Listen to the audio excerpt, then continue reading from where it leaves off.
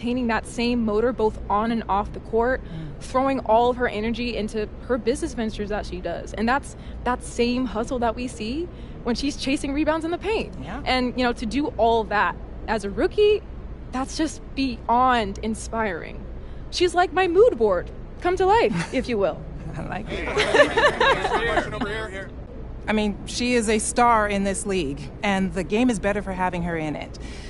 Have you thought about what you're going to say when that interaction happens? Wow. I wish that I could sit here and tell you that I'd be a poised young lady. But she actually came and gave a talk at my school one year, and to be really honest with you, I can't tell you a word she said. I just couldn't hear her over the sounds of my internal screams. Just like one big loud scream, just on a loop the entire time. So yeah, I'm not super optimistic about keeping my cool. But I would love to ask for a jersey or a signature or something, though. That'd be awesome. Yeah, I'm sure you'll be absolutely fine. Thank you. On another note, the league is at a fascinating growth point right now, with viewership skyrocketing. How much of the WNBA did you watch growing up? And does the history of the game inform at all where you want to land?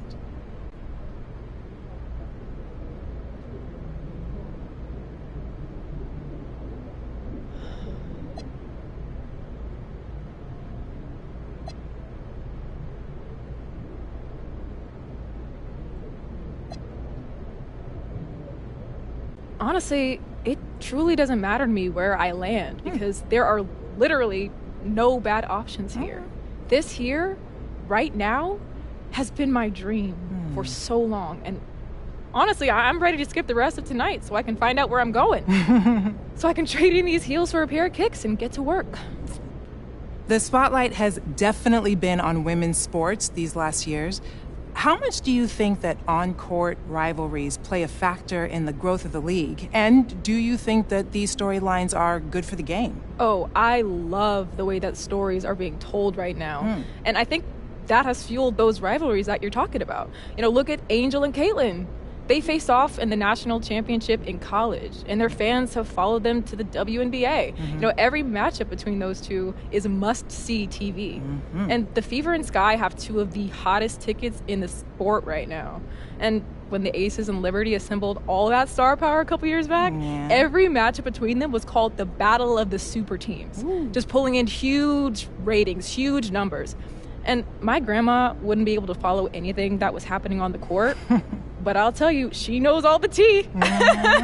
She definitely knows all the tea. And I think all these rivalries are just another entry point for the fans. Yeah, totally agree there. Unfortunately, you just missed sharing the court with the WNBA's all-time leading scorer, Diana Taurasi, who played in the league from 2004 to 2024. She brought a ton of that spice you were talking about for so long. Now, what part of her legacy speaks to you the most?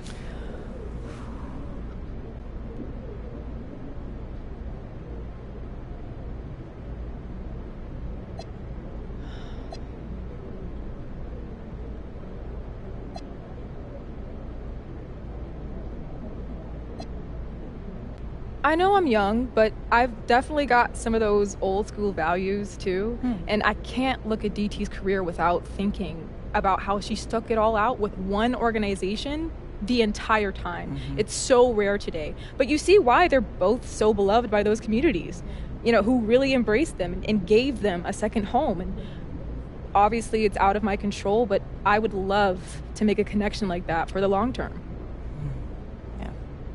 For the fans who might not know you yet, what do they need to know, either on or off the court?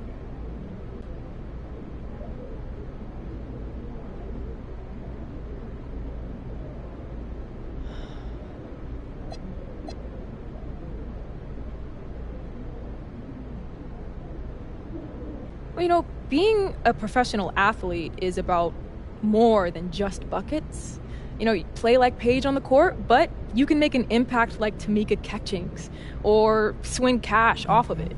And it's so important for me to show up in the community, for me to be a role model for all these young girls and boys to look up to. I want to be a regular at the local coffee shop. I want to run a basketball camp locally every off season.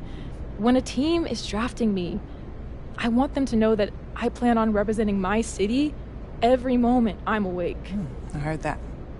Okay, so I want to shift gears quickly for a couple of rapid-fire questions so new fans can get to know you. First, when it comes to a city, do you prefer a bigger metropolis vibe or a smaller, more intimate one?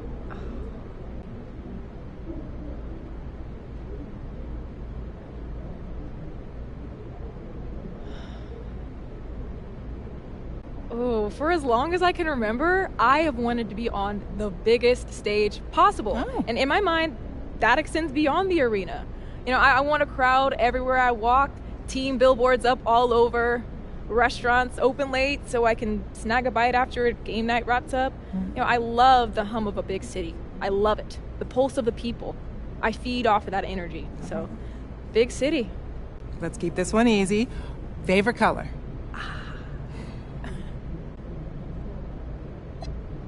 Oh, blue. Blue soothes me like nothing else. My favorite sweater in the world is this warm blue color. And as soon as I slip it on, I feel like I'm just being enveloped by this big hug. And honestly, when I close my eyes and I think of that color, I can take a deep breath and feel calm. And honestly, don't tell anyone, but that's my secret trick at the free throw line. Don't tell anyone, though. Okay. How about this? On a day when you've got nothing scheduled and you can just relax on the couch, what is your go-to cheat meal? Oh.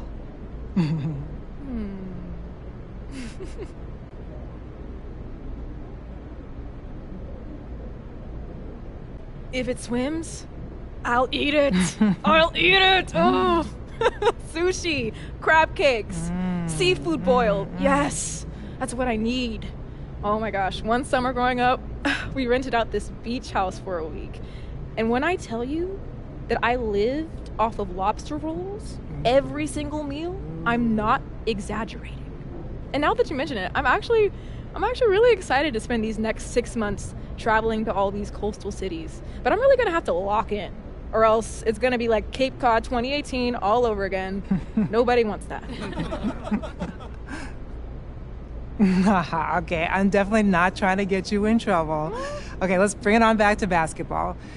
Let me ask you, does it matter to you where you're selected in the draft order?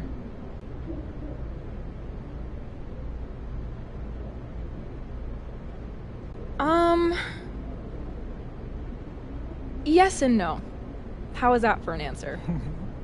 Look, this is the toughest professional league in the world when it comes to cracking a roster, and it just keeps getting harder and harder the further you are along in the draft order.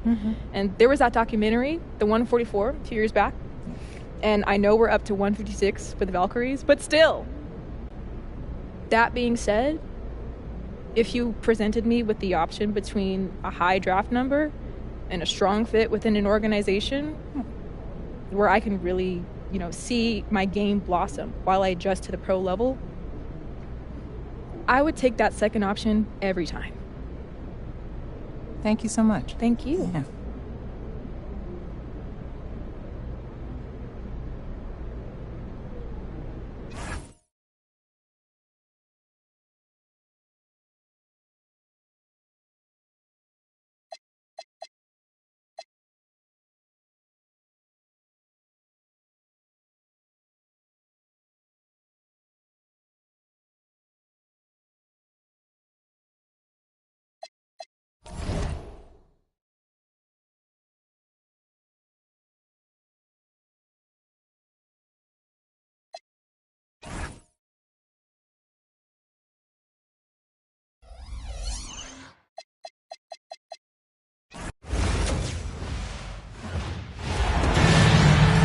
It's the WNBA on 2K Sports. Welcome in, everybody.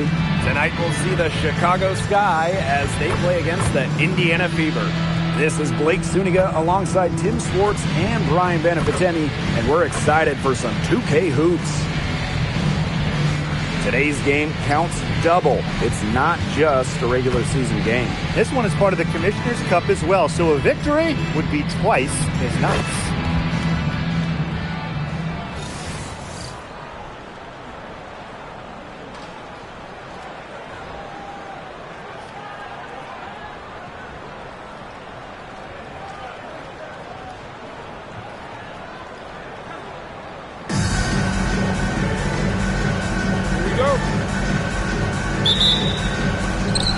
Sky start out with the ball. Pass to Court Queen. There's the three. Three-pointer. Rebounded by the Fever. Mitchell outside. Boston. Clark defended by Atkins. Atkins grabs the board. When the Fever won the 2024 draft lottery, I think everyone in the world knew who they were going to take, Caitlin Clark. Yeah, she's already had a massive impact on the Fever and the league. On the floor, Clark's passing and limitless range are just tremendous weapons offensively. And then off the floor, I mean, I think the Fever might be the hottest ticket around the W. Cardoso can't get it to go. Terrific job defending the basket that time. It's not an easy task stopping her when she's headed to the rim. Back to Mitchell. Howard the screen. Good shot by Mitchell, no good.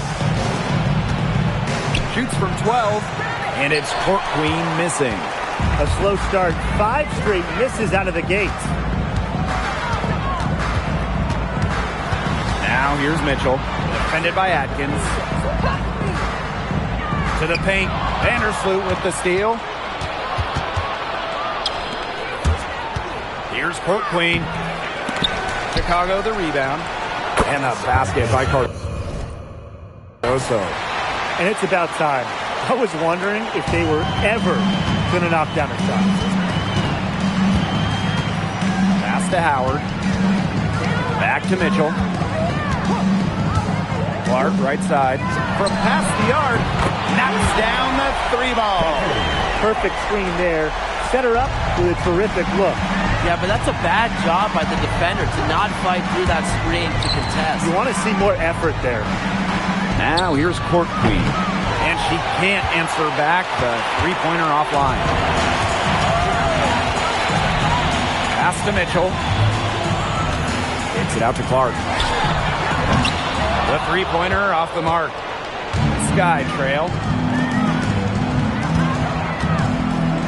Here's Court Queen. The shot misses. She's been struggling big time in this quarter, guys. She really has tightened up. I'm just not seeing any flow to her game right now. On the wing, Kelsey Mitchell. The shot is good on the assist from Caitlin Clark. She can shoot off the dribble a lot, but Mitchell is also adept at shooting off the delivery. A crisp pass helps her square up. Well, watching the 2024 playoffs, you felt so good for Kelsey Mitchell. Oh, absolutely. I mean, here's someone who had never been close to the postseason and then makes her first trip in her 7th year. And she showed out, dropping 21 in her playoff debut. The shot's good. Great ball movement from Ariel Atkins, showing a willingness to get her teammates involved. Clark outside.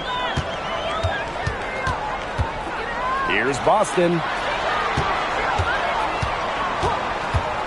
Clark outside. No good from outside. Well, offensively speaking, it has been a tough quarter for her. The Fever trailing. Now Mitchell. Clark outside. Connects from three-point range. They need to make her earn those threes because if you play off her, she's automatic. And stolen by Boston. Now here's Clark. Tight defense on her. Here's Mitchell. The rebound by the Sky. Now 5 seconds separating the shot clock and the game clock. Here's Court Queen. And great defense that time from Kelsey Mitchell.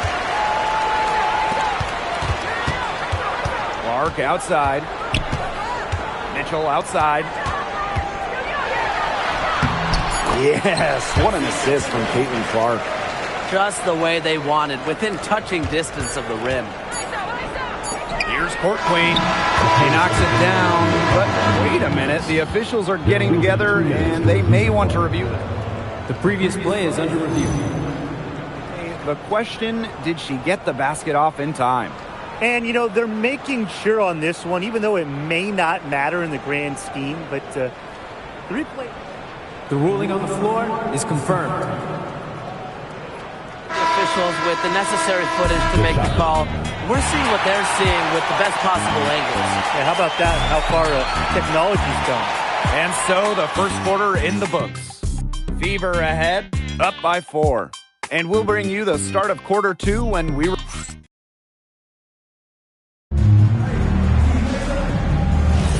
And now the second quarter just getting set to begin.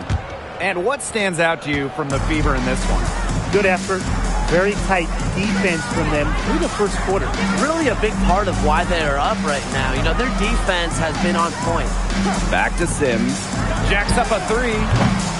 Elizabeth Williams with the rebound.